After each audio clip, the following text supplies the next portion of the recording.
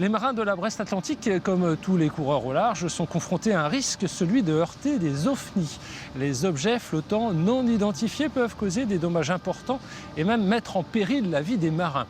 Une société basée dans le sud Finistère teste une aide à la navigation qui est capable de détecter les ovnis. C'est une petite boule d'à peine 1 kg installée en haut du mât qui pourrait révolutionner la plaisance. À l'intérieur, 3 caméras, dont 2 thermiques, filment le plan d'eau jusqu'à 600 mètres. Elles sont reliées à une unité de calcul qui va détecter l'objet flottant, l'analyser et alerter, le tout en quelques secondes. L'idée a germé dans la tête d'un ingénieur automobile et a été développée en partie à Port-la-Forêt. Notre objectif, c'est ça, c'est de créer un système qui s'inspire beaucoup des systèmes d'assistance à la conduite que l'on retrouve sur les automobiles depuis un petit moment maintenant. C'est de permettre à la machine de prendre la main dans les dernières secondes pour éviter l'accident.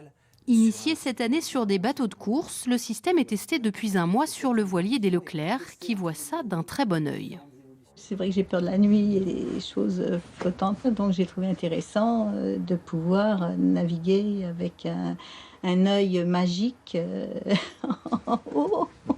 Pour enrichir la banque de données, les ingénieurs tablent aussi sur le retour d'expérience des skippers professionnels. Vincent Rioux a souvent fait les frais de collisions sur l'eau. La plus marquante, c'est une bouée métallique qui le contraint à abandonner le Vendée Globe en 2012.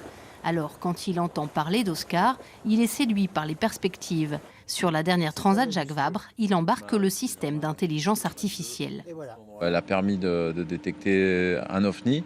Donc là, c'était une palette de bois. Et alors, c'est vrai que ça n'a pas été déterminant pour notre course, mais ça nous permet de valider le fait que voilà, quand on est capable d'identifier visuellement un objet qui passe à côté du bateau, et ben, le système le détecte aussi et c'est ça qui est important. Le système de détection concourt au trophée de l'innovation au Salon nautique de Paris.